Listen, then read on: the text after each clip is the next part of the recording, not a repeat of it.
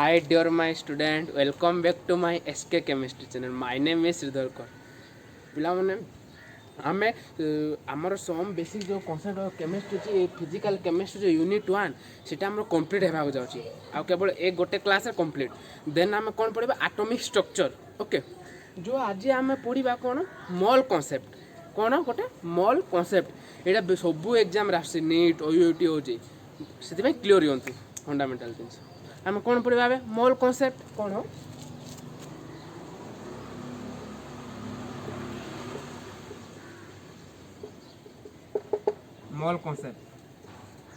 Mall concept कौन mole concept होची it use measurement of chemistry मॉलटा होची गोटे मेजरमेंट ऑफ केमिस्ट्री बुझी पारलो मॉल होची गोटे कौन measurement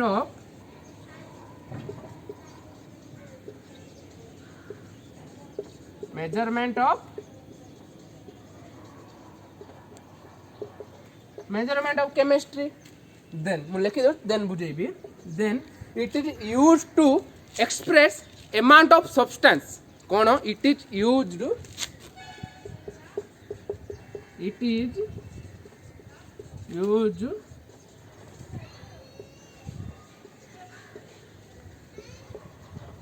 express amount of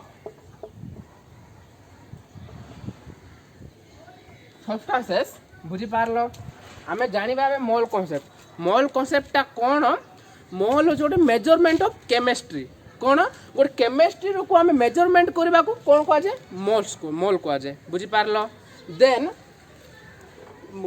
example गोटे दूसरी बुझीपार के मास को आम क्या केजी कन्वर्ट करूँ कि केजी जानू सेमती आम टेम्परेचर केमती केल्विन रे मपा जाए देन आ गोटे बेस्ट एग्जाम्पल हूँ आम जो भूमिकंप जो होनी भूस्खलन जो भूमिकंप आम तार जो तीव्रता कौन स्पीड केते अमाउंट से है तो आम कहीं माप रिक्टर स्केल द्वारा कौन रिक्टर स्केल ये सब मन रखी पड़ो ओके देन आम आम पाठ को आसवा कौन मेजरमेंट ऑफ केमिस्ट्री ये गोटे मॉलटा गोटे हूँ मेजरमेंट ऑफ केमिस्ट्री बुझीपार देन कौन it is use express amount of substances बुझीपार जो मॉलटा आसूची मॉल भी स्पेसिफिक गोटे वैल्यू अच्छी कौन सेटा मॉल रो वैल्यू होची 1 मोल ऑफ इलेक्ट्रॉन जा कहबा केते 6.022 into 10 दी बाबा 23 एडा गोटे कौन होची मॉल ए पचाला 1 मोल ऑफ हाइड्रोजन तुम कौन कहबो 6.022 into 10 दी बाबा 23 एटम्स बुझी पारलो देन ए जो हमर जो कौन 1 मोल ऑफ इलेक्ट्रॉन को आ गोटे साइंटिस्ट डिराइव करते कौन एवोगाड्रोस कांस्टेंट कौन एवोगाड्रो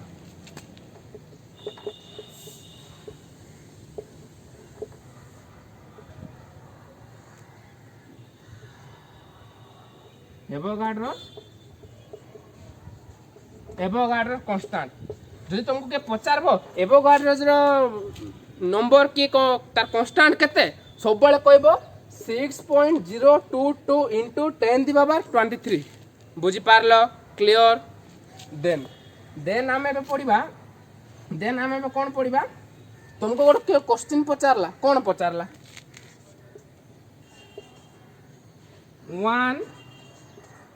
1 मोल ऑफ हाइड्रोजन तुमको जन के पचारला 1 मोल ऑफ हाइड्रोजन कौन तुम्हें सब बेले कहब 6.022 into 10 दी पावर 23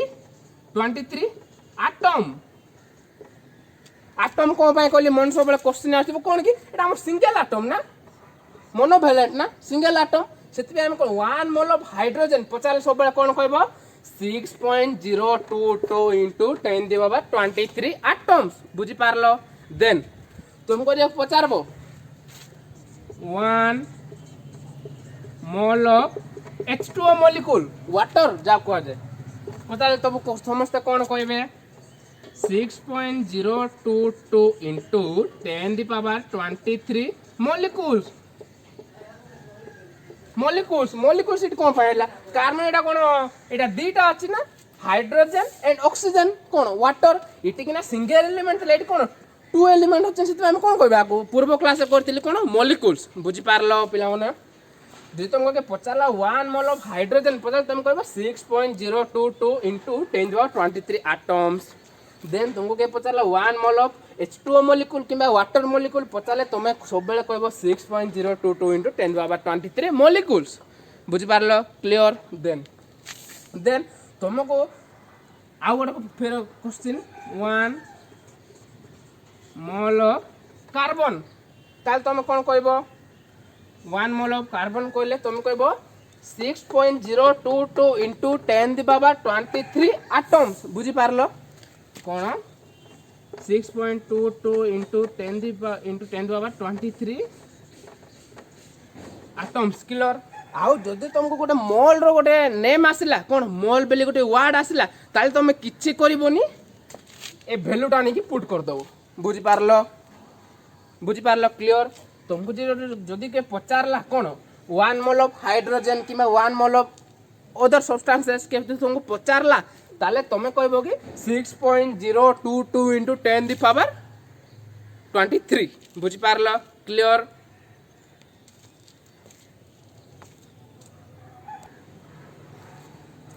बुझी पारलो पिला माने? आमे बे आउ गोटे कांसेप्ट को आसीबा। कोन?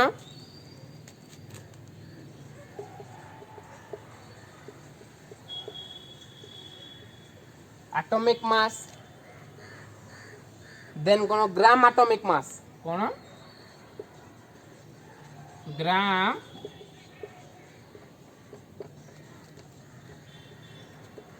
आउट कोन ग्राम मोलिकुलर मास, कोन gram molecular mass, gram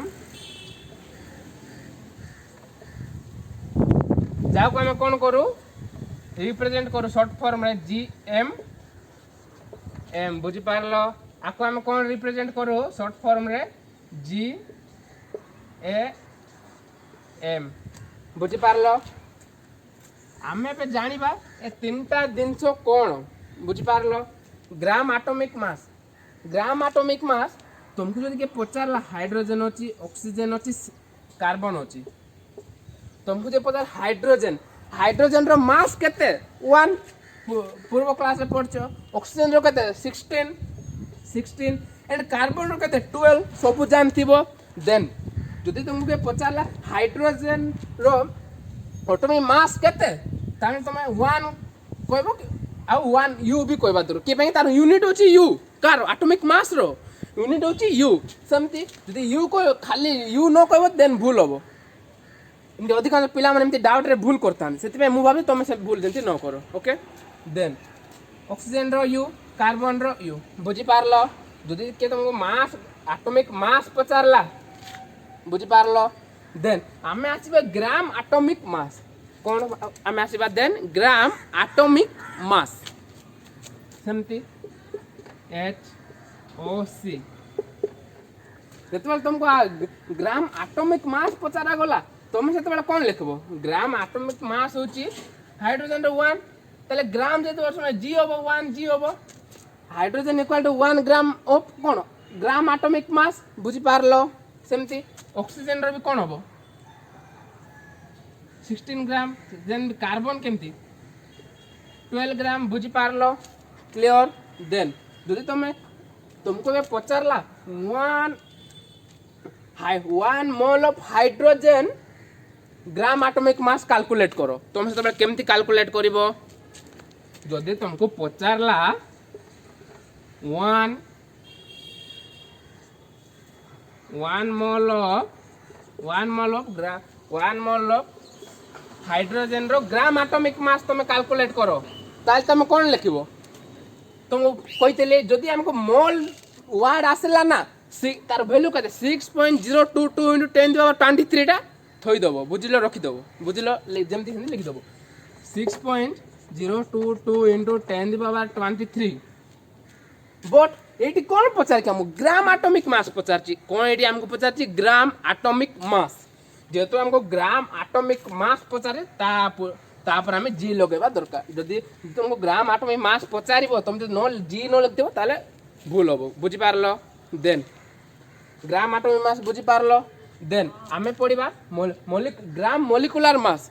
then आमे कोन पढ़िबा ग्राम मोलिकुलर मास।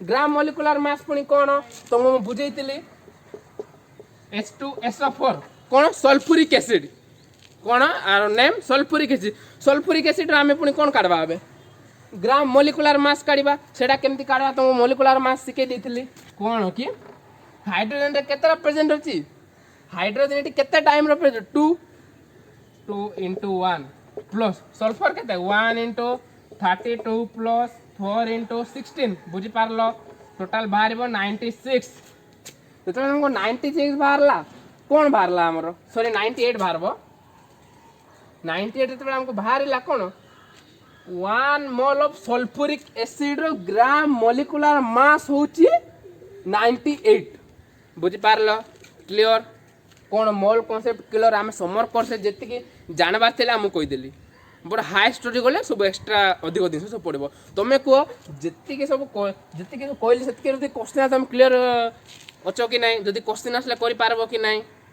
बुझिपार आज जो मोल कॉन्सेप्ट पढ़ाला जदि कौन प्रकार डाउट रहीगला कमेंट बॉक्स जनइब मुझे डाउट क्लीयर करदेवी आउ आमर ना कि unit 1 some basic concept of chemistry clear complete जदि सम बेसिक कॉन्सेप्ट जो आम 7टा लेक्चर कंप्लीट होता क्लास जदि कार कौन डाउट है बेले कमेंट बॉक्स में कहब नेक्स्ट वीडियो गोटे स्पेशल बने आनी आम ए कौन स्टार्ट करवा नेक्स्ट क्लास जो कौन करवा एटॉमिक स्ट्रक्चर को क्लास करवा बुझल next time atomic structure start करवा ओके जदि वीडियोटा भल लगे लाइक एंड सब्सक्राइब करने को जमार भी भूलनी थैंक्स फॉर वाचिंग।